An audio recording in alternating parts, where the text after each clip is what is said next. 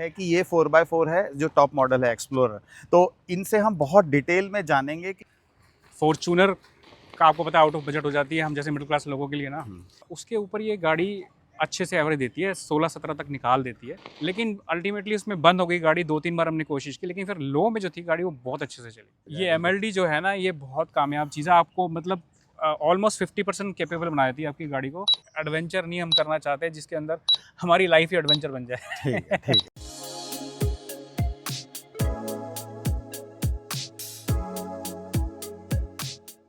Hi friends, आज मैं आपके सामने एक नया ओनरशिप रिव्यू वीडियो लेके आया हूं, जिसके लिए मैं इसके प्राउड ओनर को बुलाऊंगा सीधा।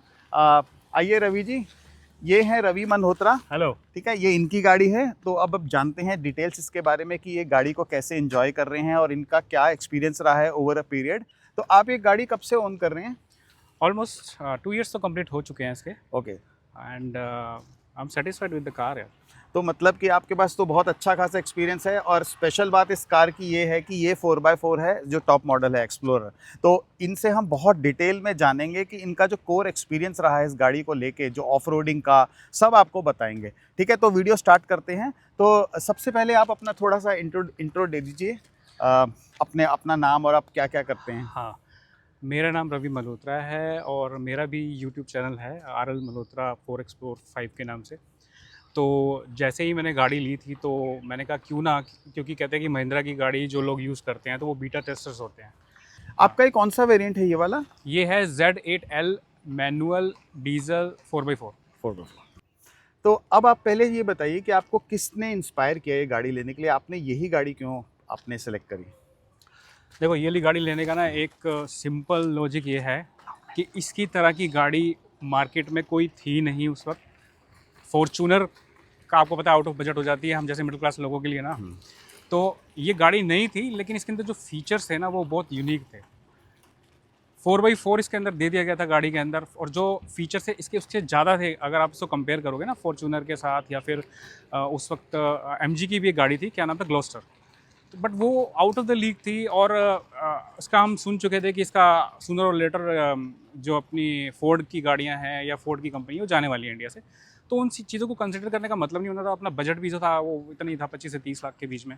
और गाड़ी लेनी थी इस बार 4x4 ही, क्योंकि इससे पहले जो हमने गाड़ियाँ ली थी वो मतलब कहीं ना कहीं बैक ऑफ द हेड ये रहता था कि अगर मैंने SUV ली इन फ्यूचर तो SUV शुड बी 4x4। ये गाड़ी जैसी मुझे पता चला कि ये आने वाली है, और क्योंकि इससे पहले भी एक गाड़ी आ चुकी थी, वो थी आपकी XUV 700, बट वो ऑल व्हील ड्राइव के साथ थी। बट वो ऑल व्हील ड्राइव भी उसका ना 30 क्रॉस कर रहा था, मतलब 28-29-30 के करीब था, और हम उसको थोड़ा डिले कर चुके थे। हम उसको मतलब बुक करने में हमको टाइम लग चुका था काफ़ी, तो इसलिए उसको हम ले नहीं पाए।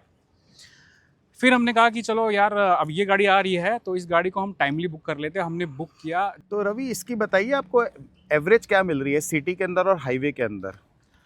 जो हाईवे की एवरेज है ना वो वेरी करती है 15 to 17। मैं Okay. सच बताऊं 14 to 17 आई वुड से, क्योंकि वो डिपेंड करता है कि आप किस तरीके से इसको यूटिलाइज कर रहे हैं गाड़ी को। अगर आप सॉफ्ट पुश करते हैं अपनी जो एक्सेलरेटर है, एक्सेलरेशन में सॉफ्ट रहते हैं, तो गाड़ी आपकी 15, 16, 17 तक भी चली जाती है। ठीक है, और ये भी डिपेंड करता है कि आपका टेरेन कैसा है। अगर आप हाईवे पे गुड टेरेन में चल रहे हैं, ठीक है, सीमेंटेड रोड पे कम देती है एवरेज, ठीक है, सीमेंटेड पे कम हो जाती है, हर गाड़ी की एवरेज कम हो जाती है, तो इसकी भी हो ही जाएगी।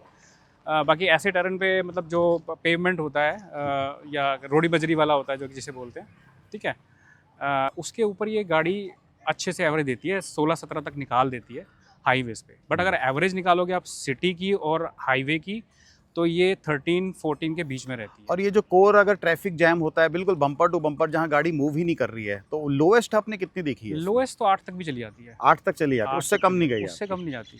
ठीक है। ये जो आपने कैलकुलेशन करी है टैंक टू टैंक है या MID वाली है? देखो, tank full to tank full मैं कई बार कर चुका हूँ, बट वो हाईवेज पे और सिटी ट्रैफिक में किया है मैंने। अच्छा। ठीक है, तो उसके हिसाब से उसके बाद क्या कहते हैं, जब आप करने लग जाते हो ना, कई बार आप कर चुके होते हो, तो आपको अंदाज़ा हो जाता है कि जो उसकी MID में जो रीडिंग आती है उससे 1 या 2 ऑफसेट कितना है उसका? हाँ, उससे ऑफसेट जो रहता है थोड़ा बहुत है ना। तो आपको MID में ज़्यादा दिखाता है या MID में ज़्यादा दिखाता है। ज़्यादा दिखाता है ना? तो ज़्यादा आपको क्या लगता है, मतलब बेसिकली हर किसी को एक बार टैंक टू टैंक तो करना ही चाहिए ना हाँ, MID. Tank full to tank जो फुल। कई लोग होते हैं जिनको एक्सपीरियंस नहीं होता, वो एमआईडी को ही मान लेते हैं। हाँ, अल्टीमेटली जितना पॉकेट से आपका पैसा जा रहा है आपको वही देखना है ना, तो वो आपको हाँ, टैंक टू टैंक में ही निकलेगा। टैंक तो फुल टू आपने टैंक बताया फुल। टैंक टू टैंक में आपने देखा वर्स्ट एवरेज 8 की आई है आपके हाँ। पास, और हाईवे में 15 से 17 वेरी करती है डिपेंडिंग अपॉन एक्सप्रेसवे टाइप या हाईवे टाइप। हाँ, हाईवे टाइप पे डिपेंड करता है। ठीक। और बाकी जो एमआईडी है अगर उस पे मान लो 16 की दिखा रही है ना, तो 14.3 की एवरेज आती है okay. Tank full to tank full. और ये आपने हिली एरियाज और माउंटेन्स में आपने अलग से कैलकुलेट करी है बिल्कुल एवरेज? किया है। कितनी है उसमें एवरेज हिली एरियाज में भी वही सेम ही रहता है, मतलब 14 अबव ही रहता है। मतलब ऐसा नहीं कि हिली एरियाज में ओके। बहुत कम आती है, ऐसा नहीं है, सही आती है उसमें। आपके पास बहुत अच्छा एक्सपीरियंस है ऑफ रोडिंग का, आपके पास काफ़ी लंबे टाइम से कार है, तो आप अपना एक्सपीरियंस बताइए ऑफ रोडिंग का कैसा है आपका? ऑफ रोडिंग में पहले तो एक चीज़ बताना चाहता हूँ कि ये गाड़ी हमने बड़ी मेहनत से ली है, ठीक है। तो वी लव दिस कार, ठीक है। हम उन लोगों में से नहीं है जो गाड़ी को बहुत ज़्यादा कहीं पे भी यूज़ करें या फिर इसको क्या बोलते हैं उसको, मतलब जबरदस्ती लेके जाएं? हाँ, कहीं ज़बरदस्ती लेके जाएँ, कुछ ऐसा कुछ करें, ऐसा नहीं है। हाँ, इसको हमने लिए कि कभी भी कोई ऐसा टेरेन आता है, जैसे हम स्पीति गए थे या फिर लद्दाख गए थे या बीच में हम जैसलमेर रुके हैं। आपके वीडियोस देखे हैं मैंने। हाँ, तो वहाँ पे अगर हम यूज़ करते हैं तो ये it should be capable enough. Okay. तो वहाँ पे इसने कभी धोखा नहीं दिया। मतलब आप कह रहे हैं कि इमरजेंसी सिचुएशंस में ही आप इसको Yes. यूज करते हैं, 4x4 में जबरदस्ती नहीं डालते? ज़बरदस्ती नहीं डाला। ठीक है। और बाकी ये था कि हाँ, ज़बरदस्ती का अगर आप बोलो कि फन एक्टिविटी के लिए किया था तो वो हमने जैसलमेर में किया।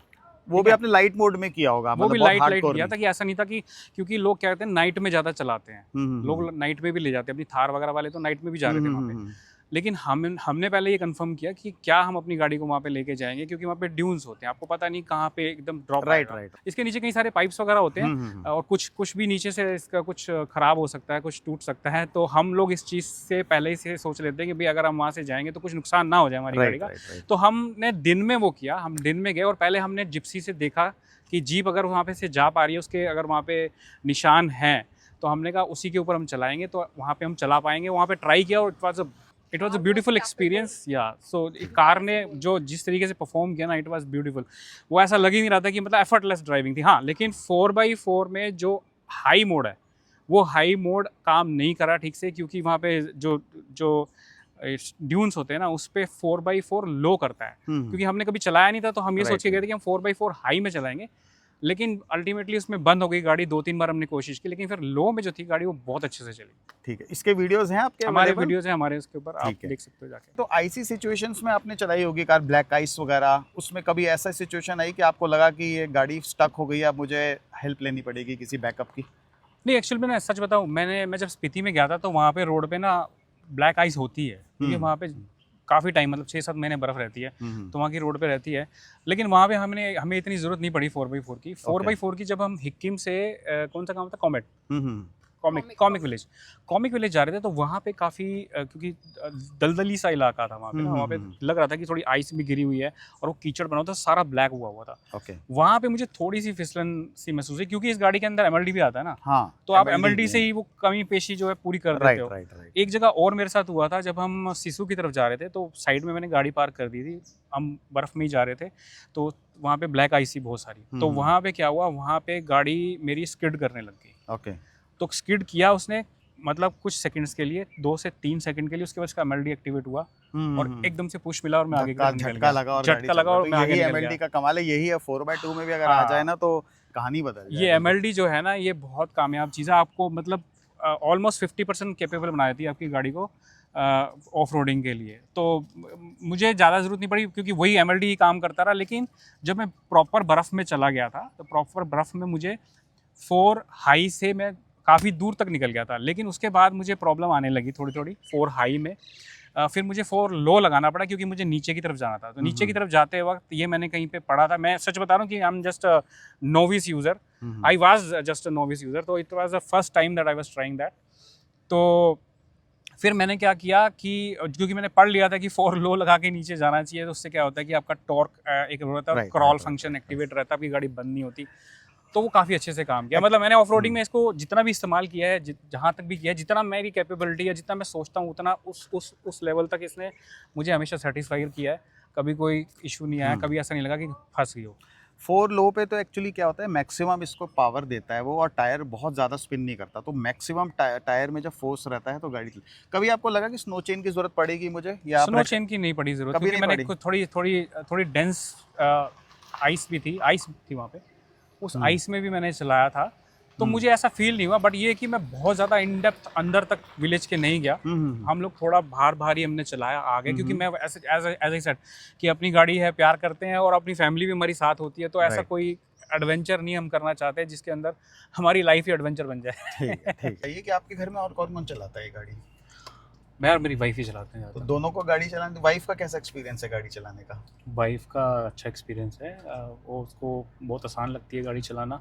अगर उसको कोई आप छोटी गाड़ी बोल दोगे चलाने के लिए तो वो उसको मना कर देगी, लेकिन ये बड़ी गाड़ी में ये चलाना उसको बहुत मज़ा आ रहा है। सेम स्टोरी मेरे घर में भी है। मेरी वाइफ को भी यही गाड़ी चलाना इजी लगता है, और दूसरी गाड़ी स्विफ्ट है हमारे पास, वो थोड़ी हार्ड लगती है, इवन मुझे भी हार्ड लगती है। ये बहुत इजी है कार चलाना। तो आप ये जो गाड़ी आपकी ये है, ये प्राइमरी है सेकेंडरी है ये वाली?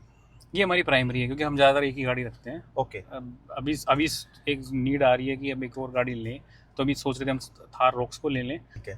और अभी एक गाड़ी लेंगे, शायद आप इसमें भी सेलेक्ट वर्जन आ जाए थार रॉक्स में, तो अगर वो आएगा। सेलेक्ट वर्जन इतनी जल्दी नहीं आएगा, अभी नहीं आएगा, वो वही महिंद्रा वाले एक थोड़ा साल- एक साल तक स्टडी करते एक हैं साल, मार्केट हाँ। को भी, डिमांड तो उनकी रहती है, तो जब उनको वो पता है क्या करते हैं, वो जो वेरिएंट्स हैं उनके बीच में बहुत गैप डाल देते हैं। हाँ। तो उनको पता है कि लोग ये भी खरीदेंगे या ये भी खरीदेंगे, तो अब तो उसके बीच वाला गैप वो बाद में लाते हैं। एक साल शायद, अगर वो नहीं आएगा तो कोई ना कोई मेगा स्कॉर्पियन का ट्रक वर्जन जो आने वाला है ना, शायद वो आ जाए, हो सकता है 1 साल 2 साल में, 2 साल बाद देख लेंगे गाड़ी। राइट। या फिर अगर कोई और लेनी तो अपनी आपको जिम्नी तो इजीली अवेलेबल है ही। जिम नहीं है तो आप अभी नेक्स्ट भी आप देख रहे हो तो 4x, क्योंकि 4x4 का आपको लग चुका है, तो हाँ। आप तो मुझे लग रहा है कि 4x4 से नीचे तो जाओगे। 4x4 का ही है, मतलब ऐसा नहीं कि नीचे नहीं जा सकते, लेकिन अब मन नहीं करता, मतलब ऐसा करें कि चलो आप एक गाड़ी घर पे खड़ी हुई है, इसको जैसे हम एक्सट्रीम ऑफ रोडिंग पे नहीं ले जाना चाहते, ठीक है, तो एक्सट्रीम ऑफ रोडिंग पे हम उसको ले जाएंगे। अगर हम वही बात है ना, देखो एक्सट्रीम ऑफ रोडिंग में हर कोई नहीं ले जाना चाहता, लोग सिर्फ अपने कॉन्फिडेंस के लिए खरीदना चाहते हैं कि अगर मैं कल को ऐसी ट्रिकी सिचुएशन, कोई ऐसी सिचुएशन आई तो मैं वहां से निकल सकूं आसानी से। तो एक होता है कि आपका बैकअप होता है, और फैमिली के साथ आप अपने आप को बहुत सेफ फील करते हो, तो उससे तो आपको अगर आदत पड़ गई है 4x4 की, तो आपका एक कॉन्फिडेंस लेवल बहुत एक ऊपर, आपका वो जो है बेसलाइन बहुत ऊपर मूव कर चुकी है, तो वो नीचे आना मुश्किल है। तो मुझे लग रहा है आप फ्यूचर में 4x4 ही लोगे, जो भी लोगे 4x4 ही लेनी है। ठीक है। तो इस गाड़ी के बारे में जो सबसे बेस्ट चीज़ें हैं, एक दो चीज़ें आप जो बताओ कि मतलब वही आप बेस्ट हैं और उसी के लिए ही आपने गाड़ी ली है। बेस्ट चीज़ें क्या हैं इसमें, आपको क्या लगता मुझे है? इस गाड़ी के अंदर एक तो स्पेस है जो ये बेस्ट लगता है, बेस्ट इन सेगमेंट लगता है, क्योंकि आप एकदम खुले बैठते हो, ठीक है। दूसरा, इसके अंदर 4x4 सिस्टम है जो इसी के अंदर मिला है, तो ये चीज़ बेस्ट ही है, क्योंकि इस सेगमेंट में और कोई गाड़ी तो इस चीज़ को प्रोवाइड नहीं करती। बिल्कुल नहीं दे रही। और बाकी या 6 एयर बैग्स हैं इस गाड़ी के अंदर।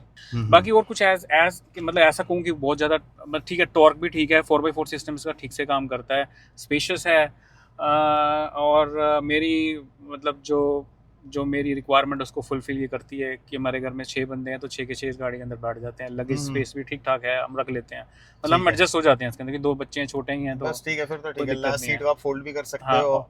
ठीक है। और जो ये व्यू है, ये एकदम जो आपको आउट ऑफ द वर्ल्ड की फीलिंग वो तो आती है ना आपको जो चलाने के लिए, ऊपर बैठते हैं, ऊपर बैठ के, और छतों पे छतें दिखती हैं, सब कुछ गाड़ियों दिखता की। है, छत के ऊपर से देख लेते हो आप राइट, छोटी राइट, गाड़ियों के तो। और सबसे अच्छी बात है ना कि इतना बड़ा मॉन्स्टर है, 2 टन का मॉन्स्टर है, हाँ। और आप कैसे अपने फिंगर टिप्स पे चलाते हो। बिल्कुल। अच्छा, आपने और automatic steering, of Right, course, right. पहले मेरे दिमाग में ये रहता था कि जो स्टीयरिंग है वो, क्योंकि मैंने पहले जितनी भी गाड़ियाँ चलाई है ना वो हाइड्रोलिक स्टीयरिंग वाली चलाई है। अब जो ये वाला स्टीयरिंग है ना, ये इलेक्ट्रॉनिक है। मेरे को लगता था कि इसके अंदर वेग रहता था, कि ज़्यादातर जैसे हुंडई के जो स्टीयरिंग आते हैं, मेरे ख्याल से ये भी हुंडई का ही है, मुझे नहीं पता, मैंने पुराना सुना था कि महिंद्रा हुंडई का यूज़ करती है, बाकी अब शायद उनका अपना हो।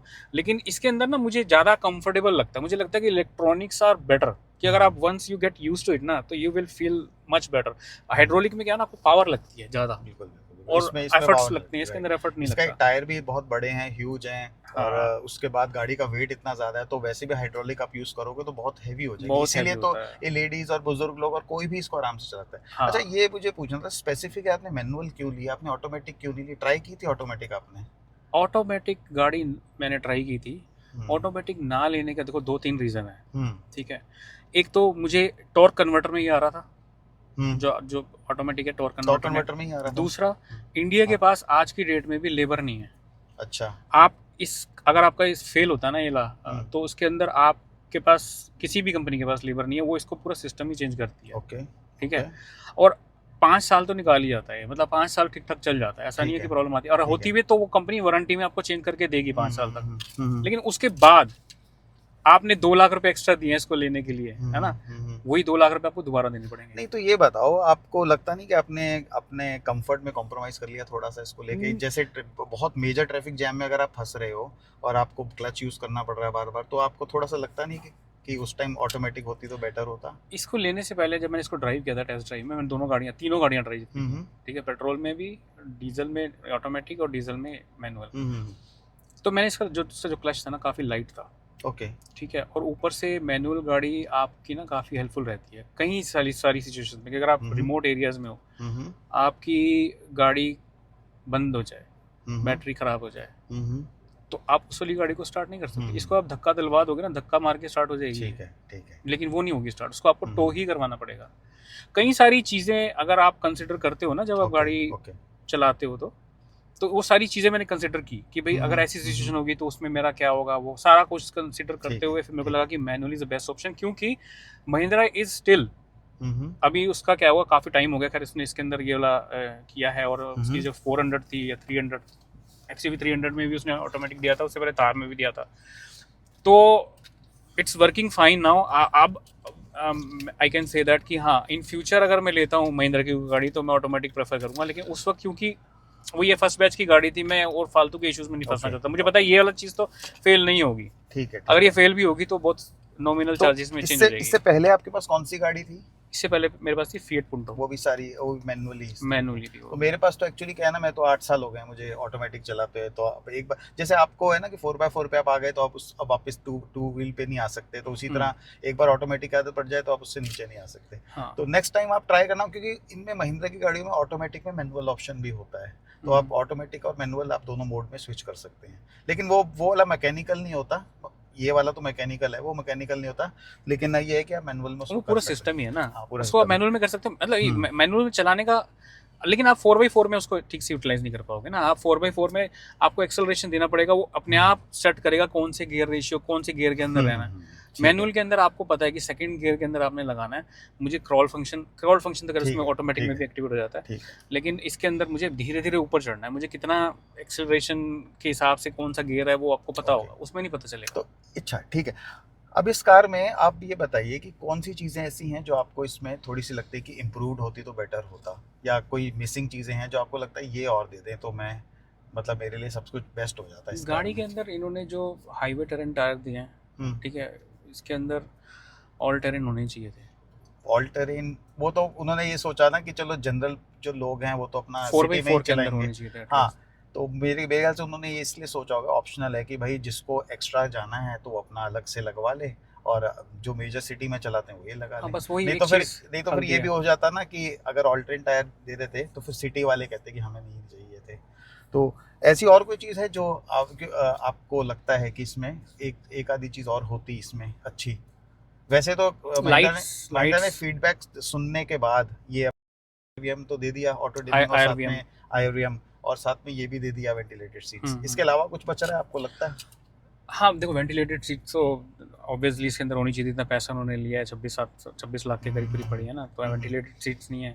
IRVM कोई बात नहीं है, मैनुअली ठीक रहता है। IRVM क्या मतलब ठीक है, इसको हम कर लेंगे मैनेज, ये कर लेंगे, कोई दिक्कत नहीं है। कुछ चीज़ें हैं ना जिसको आप कर सकते हो कि चलो ये नहीं भी है तो चल जाएंगी। लेकिन कोई चीज़ ऐसी है जो आपको लगता है चलो यार ये होती तो अच्छा रहता? नहीं मतलब मैं वही कह रहा हूँ, मैं बस अगर, क्योंकि मैं जो इन्होंने उसके अंदर दिया ना थार के अंदर कि हाईवे टेरेन टायर ना देके और उन्होंने वो ऑल टेरेन दिया, वैसे ही ऑल टेरेन इसके अंदर होने चाहिए थे, बस दैट्स इट। तो इसमें सबसे बड़ा इशू ये है कि पिछली जो सीट्स है ना उसको आप फोल्ड तो कर सकते हो, बट फोल्ड करने से आपको इतना स्पेस नहीं बनता है, आप अपना लगेज नहीं रख सकते उसके ऊपर। वो ऊपर आप उसको ऐसे फोल्ड करोगे तो भी कोई वो यूजलेस ही है, आपको उसके ऊपर रखना पड़ेगा। आप ऐसे फोल्ड करोगे तो ज़्यादा स्पेस नहीं बनेगा। तो ओवरऑल फिर आपका 2 इयर्स का कोर एक्सपीरियंस अगर आपका देखें तो बस आप एक स्टेटमेंट में क्या बोलना चाहेंगे इस गाड़ी के बारे में? मैं यही बोलूँगा कि I am satisfied with the car. ठीक है, कार इज़ गुड इनफ। बाकी सर्विसेज में थोड़ा बहुत रहता है, वो हम खड़े होकर करवा लेते हैं, ये बहुत अच्छी चीज़ है।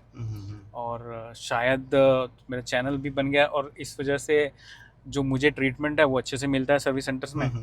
तो वो भी एक अच्छी बात है। तो मेरे लिए तो सेटिस्फैक्ट्री ही है। बाकी हाँ, कोई भी चीज़ जो टाइमली आती है, जैसे इसके ऊपर रिकॉल्स वगैरह जो आते हैं, उसका इंटीमेशन नहीं आता है टाइमली। अच्छा, मुझे नहीं पता क्या रिकॉल आया हुआ है।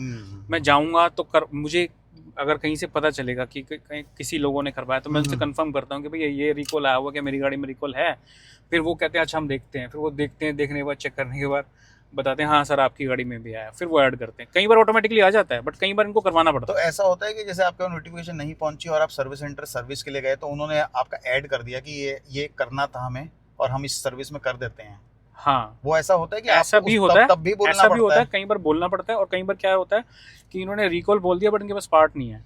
फिर ये अच्छा। बोलते हैं कि उसको कैंसिल करते हैं, फिर अगली बार करेंगे। तो फिर अभी आपका कितनी बार रिकॉल हो चुका है इस पे? 3-4 रिकॉल हो चुके हैं। 3-4 हो चुका है। हाँ। मेजर उसमें अपग्रेड्स करे हैं या माइनर माइनर ही है। से? बाकी इसका स्टीयरिंग का मुझे पता नहीं करेंगे कि नहीं करेंगे, क्योंकि कई गाड़ियों में ज़्यादा प्रॉब्लम है। मेरी गाड़ी में थोड़ी सी है, शायद आपको पता नहीं फील होती है कि नहीं होती है आपकी गाड़ी में, कि जब आप टर्न्स लेते हो तो जैसे स्कूटर नहीं होता था, प्रिया वगैरह कभी चलाया हो या फिर, तो उसमें हल्का सा कट कट कट नहीं लगता है। इसमें ऐसा मुझे तो कोई मिला नहीं। बस ये है कि स्पीड हाईवे में। पे अगर स्पीड ज़्यादा होती है तो स्टीयरिंग हार्ड हो जाता है, जो कि सेफ्टी फीचर है। तो अदर वाइब्रेशन वाला ऐसा कोई प्रॉब्लम मुझे दिखा। और मेरी तो वैसे ही पेट्रोल है, तो नहीं, जैसे आप जैसे यहाँ से आपने मोड़ रहे हो, आप टर्न जैसे आप नोएडा की तरफ जाओगे ना, दिल्ली से उतरोगे ब्रिज से, तो जब आप लेफ्ट लोगे तो थोड़ा नोटिस करना, तो आप कंटिन्यूसली एक ही मोड में रहोगे ना, जैसे ऐसे रोक के रख लेते हैं, ऐसे रोक के हाँ, रोक रखोगे, के रख लेते तो हैं। हल्का हल्का आपको स्टीयरिंग के अंदर हल्का हल्का वाइब्रेशन फील होगा। ऐसा मुझे नहीं हुआ। नहीं होगा कभी? नहीं हुआ। तो और फिर ये मे भी स्टीयरिंग, हो सकता है ना कि देखो जो स्टार्टिंग के जो बैचेस में गाड़ियां हाँ, आती है ना, उसमें फिर बग्स वगैरह मिलते हैं, तो ये कस्टमर्स शायद के, स्टीयरिंग का इसके तो अंदर फिर होना है काम। वो फिर वो इसको फिक्स करते हैं, हाँ, सब इसको चीजें, फिक्स ठीक है। करवाना है। और अब आप बस लास्ट क्वेश्चन है मेरा, जो हमारे पोटेंशियल बायर्स हैं जो 4x4 लेना चाह रहे हैं स्कॉर्पियो में, तो उनके लिए आपका क्या है मतलब सजेशन, कि वो इस पे जाएं नहीं जाएं, किस सिचुएशन पे लें, किस सिचुएशन पे नहीं लें? देखो, स्कॉर्पियो एन अब हो चुकी है पुरानी, ठीक है। इसमें जितने भी इश्यूज थे वो कंपनी ने ठीक कर दिए हैं ऑलमोस्ट।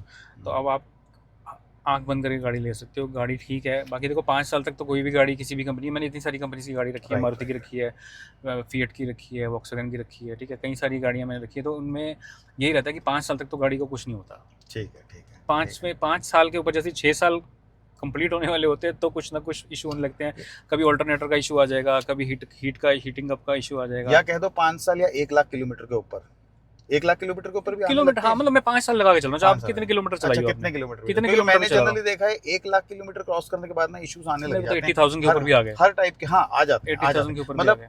मतलब ये 1 लाख के बाद नहीं आए इश्यूज तो प्रॉब्लम, तो हाँ। मतलब हैरानी की बात है कि क्यों नहीं आए। पहले तो ये अदरवाइज था। 80 से आने शुरू हो जाते हैं, हाँ, कुछ ना कुछ ब्रेकडाउन होना शुरू हो जाता है कुछ ना गाड़ी में। कुछ इशू आने लग जाता है ठीक, गाड़ी के अंदर ना, ठीक कोई बेल्ट घिस जाएगी, फिर आपको बेल्ट चेंज करानी है, हम्म, तो वो चीज़ें तो आनी है। वो 5 साल तक तो आपकी कोई भी गाड़ी ठीक रहती है, और मुझे लगता है 5 साल तक ये भी ठीक रहेगी, चलो ठीक टचवुड, है, है ना। ठीक है। उसके बाद तो फिर आपको नई गाड़ी लेनी है, क्या करना है, क्योंकि डीजल वाले तो आपको पता ही 10 आपको साल 10 का है। ईयर्स आप, हाँ 10 10 ईयर्स साल है, का ही प्लस है। उसमें भी आपको थोड़ा पहले आप इसको बेच दोगे तो रीसेल मिल जाएगी अच्छी आपको। नहीं, अब रीसेल तो सोच के ली नहीं, क्योंकि मेरी तो गाड़ी फ्री है। ठीक है, ठीक ठीक है। है, मेरी तो गाड़ी फ्री है। ठीक मैंने है। इसके अंदर मतलब कहने का मतलब है हार्ड अर्न्ड है, हम्म, फ्री है वो। फिर कभी इसके ऊपर बनाएंगे वीडियो कैसे फ्री है, ठीक है, ठीक ठीक है। है। वो बाकी आप डिटेल में अपना वीडियो बना हाँ, मैं लेना अपना कैसे वीडियो फ्री है, बताऊंगा, मैं ताकि बताऊंगा। ऑडियंस में से भी कोई अगर चाहे फ्री करवाना तो हाँ, उनके लिए भी बेनिफिट हाँ, हो कि जाएगा। गाड़ी कैसे फ्री करवाओ अपनी, मतलब गाड़ी अपने हार्ड अर्न मनी से ले लो, लेकिन उसको रिकवर भी कर लो। मतलब रिकवर कैसे करना है, इन्वेस्ट करो या हाँ, जो इस भी। तरीके से करो कि आपने पैसे अगर खर्चे हैं तो वो आपको मिल जाए वापस, ठीक है, जैसे तो मुझे मिल गए।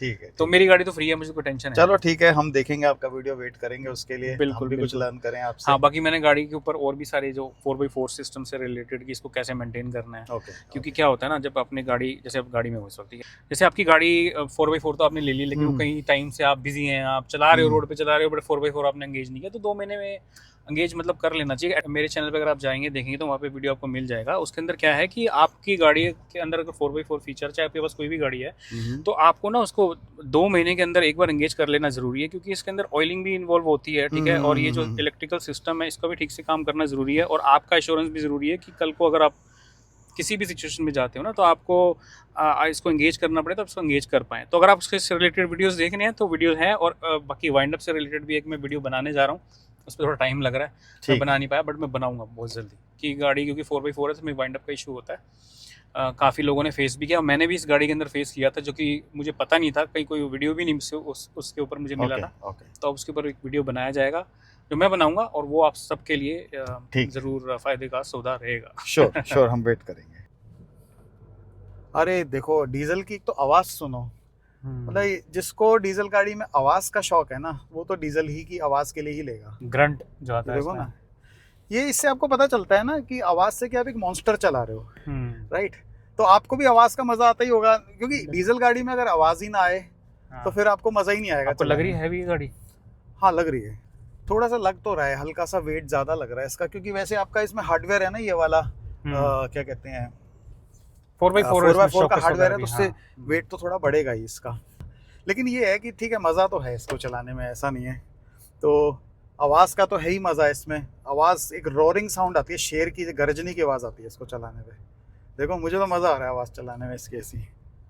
क्लच कैसा लगा आपको इसका? क्लच सा मुझे लग रहा है इसका थोड़ा सा ना, मतलब देखो ऐसा है ना, थोड़े टाइम तक आप ये चला सकते हो, लेकिन आपको बार बार रुक रुक के अगर चलाना है ना तो आपको प्रॉब्लम होगी। देखो मेरे पास ना टेस्ट ड्राइव में यही गाड़ी आई थी मैनुअल वाली, और टॉप मॉडल ही आया था, तो उसी दिन मेरे घर के वहाँ जाम लग गया, तो मुझे जाम में चलानी पड़ गई गाड़ी ये, और मुझे पता चला कि नहीं यार ये नहीं चलानी मुझे, ये ट्रैफिक जाम में चलाने के लिए नहीं है। देखो हाईवे पे आप खुली भगाओ गाड़ी, तो थोड़ा सा मुझे ना क्लच इसका देखो इतना भी वो नहीं है लाइट कि आपको दर्द ना हो। अभी नॉर्मल आप चलाओगे आपको पता नहीं चलेगा, लेकिन जब बहुत मेजर जाम में आप फंसोगे ना तब आपको पता चलेगा। ये गाड़ी सही है वैसे,